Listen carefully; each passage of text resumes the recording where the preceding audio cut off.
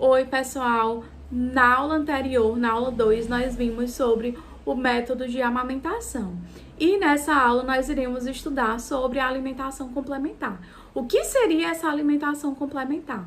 Quando eu falo em alimentação complementar, eu estou designando uma situação onde o aleitamento materno ele vai ser vital, mas eu inicio a introdução de alguns alimentos seguros, né, e acessíveis e culturalmente aceitos na dieta da criança.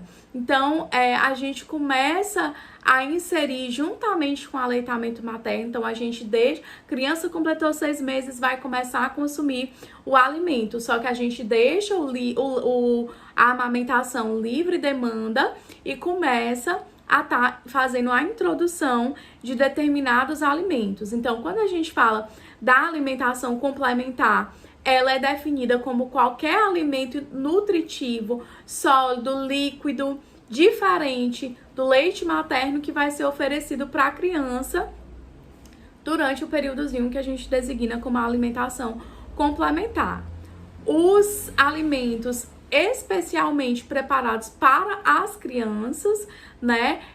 Antes de passarem, eles vão receber o alimento que é consumido pela família, eles vão ter uma alimentaçãozinha ali específica para ele, né? E a intenção é que venha a complementar as necessidades nutricionais da criança, que é o que a gente chama de alimentos de transição, certo? Então, a finalidade é estar complementando as necessidades nutricionais da criança.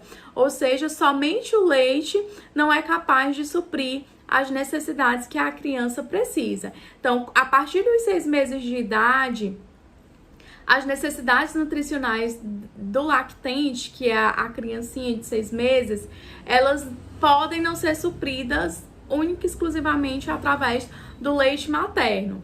Então, é a partir dessa idade também onde a criança ela vai se desenvolver, né? Tanto a nível de crescimento, como também a nível neurológico, onde ela vai começar a ter os sinais de mastigação, de deglutição, de digestão e também de excreção.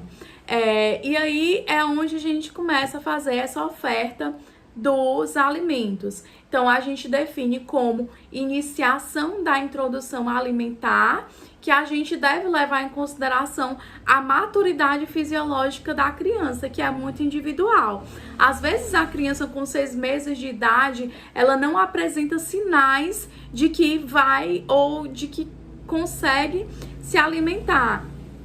Então, a gente tem que esperar um pouquinho de tempo. Quais são esses sinais? A mãe tá com o alimento ali para comer, ela começa a babar, ela quer pegar o alimento. Isso são sinais que ele já está preparado para a introdução alimentar. E como que eu faço essa introdução alimentar? Então, ao completar 6 meses de idade, o leite materno ele vai ser de livre demanda. E aí a gente vai introduzir na criança uma frutazinha raspada e amassada, não pode liquidificar nem peneirar, tá? Mais uma refeição que a gente considera como almoço, que pode ser as verdurinhas amassadas, né, para a criança.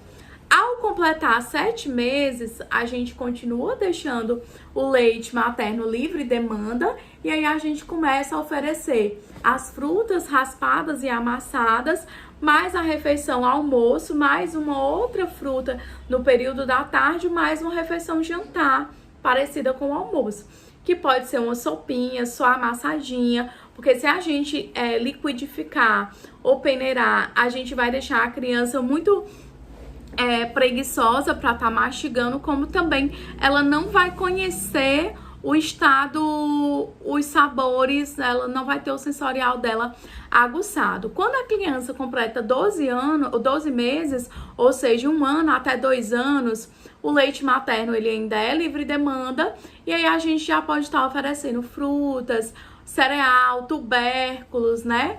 As refeições pode ser a mesma refeição da família, que no caso a gente tem o almoço e o jantar sendo a mesma refeição da família.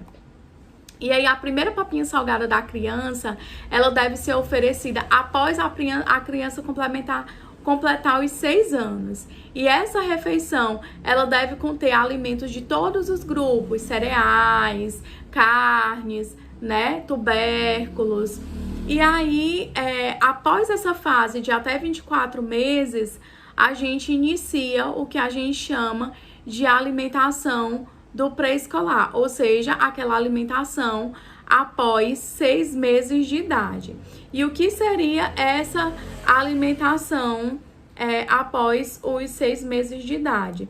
Seria, como eu disse para vocês, a fase que a gente chama de alimentação do pré-escolar, que ela vai de 2 até 6 anos, que é uma fase que a gente considera como uma fase de transição total de dependência, ou seja, a criança ela vai ter uma menor dependência e isso vai estar muito correlacionado com a redução do consumo alimentar dela, porque a gente tem uma redução do ritmo de crescimento, ela vai crescer de forma mais lenta. O consumo alimentar, ele deve ser imprescindível e também variável.